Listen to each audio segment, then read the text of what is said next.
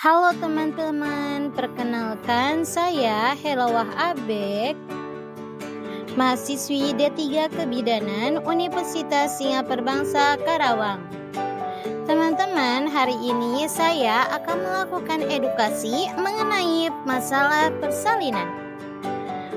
Nah, masalah dalam persalinan di Indonesia salah satunya yaitu emboli air ketuban. Apa itu emboli air ketuban? Teman-teman, apa ada yang tahu? Nah, emboli air ketuban adalah sindrom yang dimana setelah sejumlah cairan ketuban memasuki sirkulasi darah maternal dan menyebabkan gangguan pernapasan yang akut dan shock. Nah, selanjutnya, apa penyebab terjadinya emboli air ketuban? Nah, secara pasti belum ditentukan penyebab jelas terjadinya emboli air ketuban. Namun yang paling sering dijumpai adalah terjadinya kerusakan pada penghalang plasenta seperti adanya luka atau trauma. Diduga bahwa terjadi kerusakan penghalang fisiologi antara ibu dan janin sehingga bolus cairan amnion memasuki sirkulasi maternal yang selanjutnya masuk ke dalam sirkulasi paru dan menyebabkan kegagalan perfusi secara masif, bronkoplasme, dan renjatan. Namun, kemungkinan bisa terjadi karena yang pertama yaitu multiparitas dan usia lebih dari 30 tahun. Shock yang dalam yang terjadi secara tiba-tiba tanpa diduga pada wanita yang proses persalinannya sulit atau baru saja menyelesaikan persalinan yang sulit.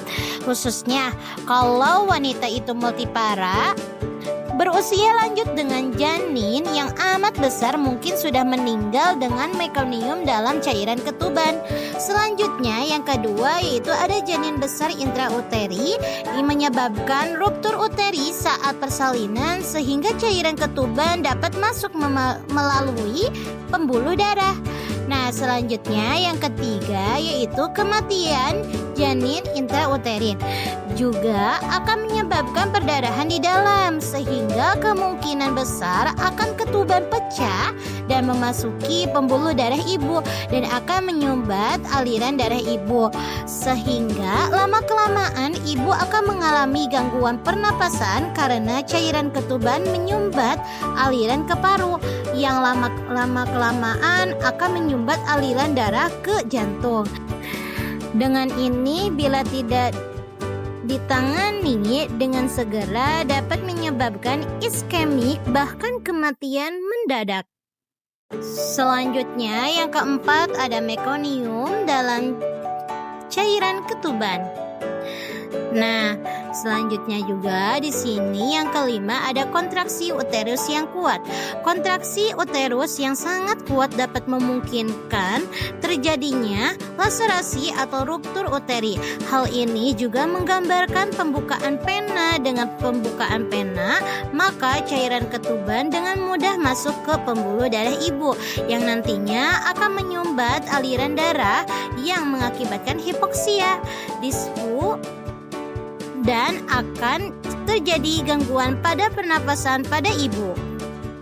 Selanjutnya yang terakhir yaitu insiden yang tinggi kelahiran dengan operasi.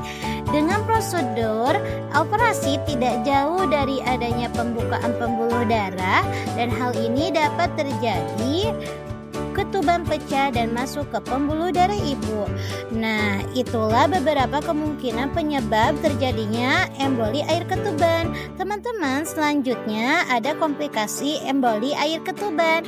Nah, hal yang terjadi pada saat kehamilan dan persalinan atau sesaat setelah melahirkan, komplikasi yang terjadi cukup sulit dikenali dan didiagnosis serta lebih beresiko pada proses operasi sesar dibandingkan proses melahirkan perpaginam. Gambaran klinis yang mungkin dialami oleh ibu hamil adalah sesak yang tiba-tiba, gagal napas, dan hipotensi yang diikuti oleh kolaps kardiovaskular atau DIC yaitu gangguan pembekuan darah dan kematian.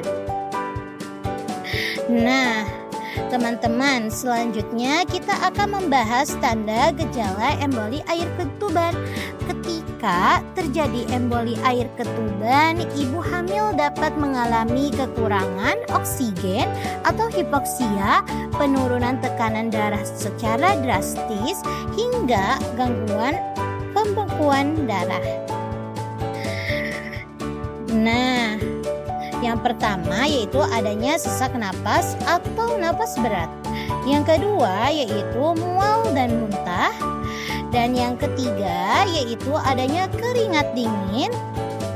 Nah, selanjutnya yang keempat yaitu kulit dan bibir tampak kebiruan atau sianosis. Yang kelima yaitu dada berdebar cepat. Nah, selanjutnya yang keenam ada kejang. Nah, yang ketujuh penurunan kesadaran atau pingsan. Nah, yang terakhir yaitu perdarahan. Teman-teman, selanjutnya kita akan membahas cara pencegahannya. Nah, jadi resiko emboli air ketuban tak bisa diantisipasi jauh-jauh hari karena emboli paling sering terjadi saat persalinan. Dengan kata lain, perjalanan kehamilan dari bulan ke-12 bulan yang lancar-lancar saja bukan jaminan ibu aman dari ancaman emboli air ketuban. Sementara bila di persalinan sebelumnya ibu mengalami emboli air ketuban, belum tentu juga kehamilan selanjutnya akan mengalami kasus tersebut. Begitu juga sebaliknya. Nah, teman-teman, selanjutnya kita akan membahas diagnosis emboli air ketuban. Kriteria diagnostik emboli air ketuban meliputi hipotensi akut atau henti jantung, hipoksia akut ditandai dengan dyspnea, sianosis atau henti napas, koagulopati ditandai dengan hasil pemeriksaan laboratorium yang menunjukkan penggunaan intravaskuler atau fibrinolisis atau perdarahan yang berat tanpa ada sebab yang jelas. Timbulnya tanda dan gejala seperti tersebut di atas terjadi selama persalinan, operasi sesar atau dilatasi dan evakuasi atau dalam 30 menit postpartum.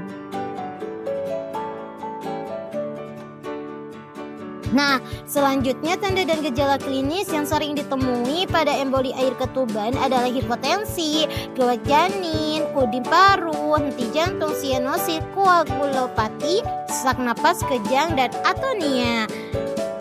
Nah, teman-teman, edukasi hari ini kita selesai juga.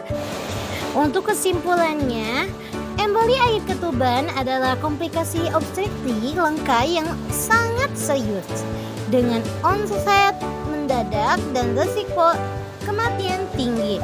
Diagnosis cepat dan penanganan intensif sangat penting untuk menyelamatkan ibu dan bayi jika kamu butuh. Terima kasih banyak sudah menonton edukasi aku. Semoga bermanfaat ya. See you next time.